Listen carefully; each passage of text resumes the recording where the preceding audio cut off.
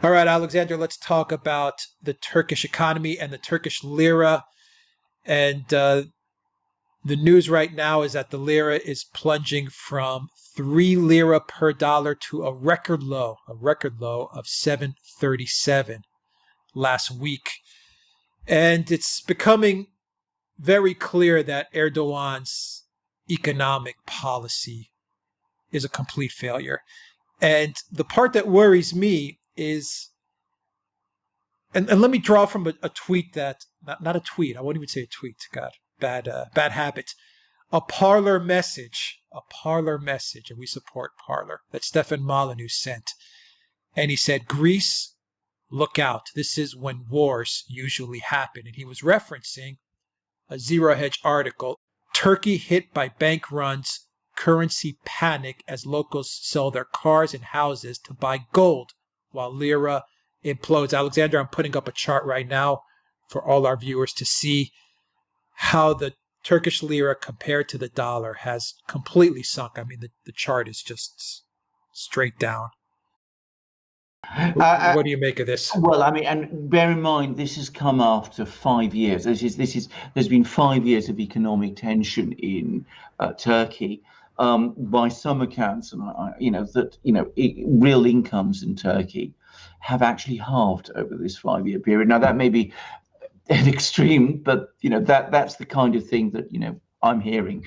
And can I just say, of course, Erdogan, he gained an awful lot of popularity at the beginning because he was the person who had achieved this economic miracle in Turkey. He'd transformed Turkey. He'd made people feel prosperous and rich and well off.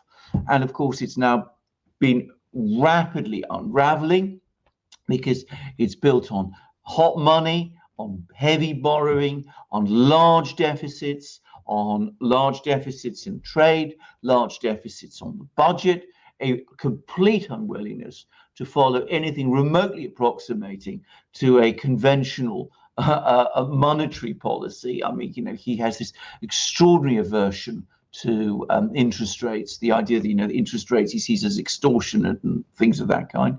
And of course, he's also been heavily building up to an extraordinary degree the construction business in Turkey, in which he is, of course, personally heavily invested, as are members of his family. So it's all now falling apart.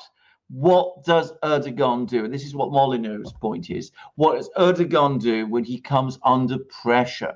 He can't present himself to his people. He can't project himself to his people as the man who achieved the economic miracle. He is going to project himself as the great Sultan, the man who puts Turkey on the map, who asserts Turkish sovereignty against all the neighboring countries, who is going to pursue the Neo-Ottoman project, who is going to put the Greeks in their place, get the Eastern Mediterranean, beat Assad in Syria, hammer the Kurds in Syria and Iraq, support the Muslim Brotherhood in Libya, support Hamas in Palestine. That's the thing he's going to do.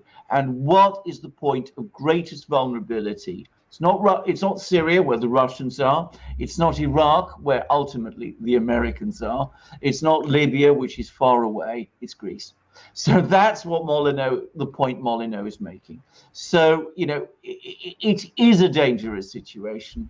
Erdogan is a dangerous man, as I've said many times. He's up to now always known how far to go and then to pull back. But he must be feeling under increasing pressure. And Erdogan desperate is Erdogan dangerous. Mm-hmm. Let me read you from Zero Hedge, Alexander, from this article that Molyneux was referencing. As their currency implodes in a nation that is becoming increasingly more banana with each passing day as Erdogan solidifies his takeover of every government institution, in the process turning off any potential foreign investors, Turks are discouraged from material purchases of dollars to hedge the collapse in their native currency due to some of the strictest capital controls on the planet, which has left them with just one option.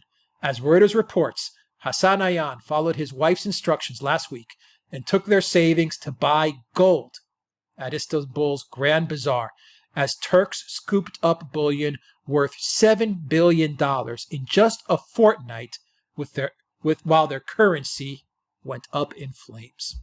And indeed, and you hear stories, really desperately sad stories of people selling their cars and even their homes in order to buy gold because they've completely lost confidence in their own currency and because they're frightened to buy dollars. By the way, this is very classic Erdogan. He doesn't take notice a conventional economic solution or what some people might call a market solution to a problem.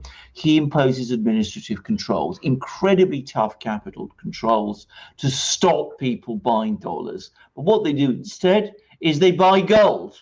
And it's going to be much more difficult for him to stop people buying gold in Turkey because, of course, Turkey is a country where lots of people historically and for cultural reasons like to own gold anyway. But this is a very sad affair. I wonder how it can end. I doubt it's going to end well. But what Turkey needs is a political leader who will once again return to the policy of Kemal Atatürk, which is peace with one's neighbors, and who will return Turkey to a more conventional form of economic policy. Unfortunately, that doesn't look like Erdogan. Erdogan isn't that kind of a man. So the danger of a more aggressive policy towards the neighboring countries is a very real one. With the lockdowns and the fact that the Turkish economy is going to suffer, like every economy around the world, the Turkish economy probably more so because they also rely heavily on tourism. Absolutely. What does this mean? Is it going to make it? Is it going to make it out of this? Well, I mean, Turkey will survive, but but whether Erdogan's will survive and what form the economy will take is another question. I mean, the lockdowns have obviously been very bad for Turkey, and as they are for every other country. But the reason Turkey is so vulnerable is because the structure upon which the economy is built is so rickety, based on hot money pouring in, based on a monetary policy that isn't even really a monetary policy. Can you define the hot money pouring in? Right. Well, what he has been doing is he has been persuading investors, mainly from the Gulf, to put money in Turkish assets. So the money has been pouring in from the Gulf, especially, by the way, from Qatar, which is his major regional ally. They've been piling in money, buying up Turkish assets, and that's been able to help him keep the lira afloat. Now, that money is starting to run dry because people are losing faith. These outside investors are losing faith in the Turkish economy. Remember, a few years ago, Turkey looked like a success story. So it wasn't difficult to persuade people to put their money in Turkey because the economy was growing at a rate of 5, 6, 7%. Now that's stopped. They're starting to take their money out. And that's putting pressure on the lira. And that's leading to people in Turkey seeing the lira fall, trying to hedge by buying up gold. And that's what's creating all these problems. As the lira falls, all the debts that are taken out in Turkey in foreign currencies, that's the other part of the hot money equation, because people have been persuaded, Turkish companies, because they were persuaded that the lira was stable because of this whole strange exchange control system that Erdogan was following. They assumed that the lira was worth a certain amount of money, so they borrowed money in, say, dollars or euros on the assumption that the lira was worth so much. Now the lira has fallen, and they suddenly find that those loans in those foreign currencies have become much more expensive. So it's got all the elements of a major foreign exchange and currency crisis and a major debt crisis as well. It's something which, in fact, you often see, dare I say it, in third world economies. Erdogan has taken it to an extreme, partly because his various regional allies, Qatar, Russia to some extent, China to some extent, have all helped him do it. But now the money is running out. The regional allies are not prepared to help, and the problems have accumulated beyond the point beyond the point, I suspect, of no return.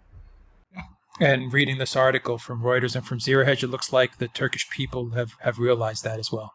I think so too. I mean, if people are now selling their houses and their cars to buy gold, then that looks like a complete collapse of confidence in Erdogan. All right. We'll be following this story because it affects the region. Absolutely. Turkey is a seminally important country in the region. Yeah. All right. Alexander Merkurs, Editor-in-Chief of the Duran. Thank you very much, guys. Click on that subscribe button. Smash that like. Drop us a comment down below. Please donate to us on PayPal, Patreon, and Subscribestar. Send us something, but not Turkish lira. and please go to the Duran shop and pick up some merchandise. We've got magic hats, we've got shirts, mugs, everything. We've got the best mugs in the world. Some of them enameled now. Britain and the United States, you see there. We've got amazing shirts too. Alex has got a new range of shirts. We've got embroidered hats. We've got an ever-expanding range of ebooks, all phenomenal things. You can get them on our shop. You can help our little channel by buying them from our shop, and we will be very grateful to you if you do, because it will also enable us to go on and producing these great programs, which is what we like to do. All right, we'll leave it there. I had to turn my mic back on. All right, Alexander Merkurs, Editor-in-Chief of the Duran. Thank you very much. Until next time, everybody, take care.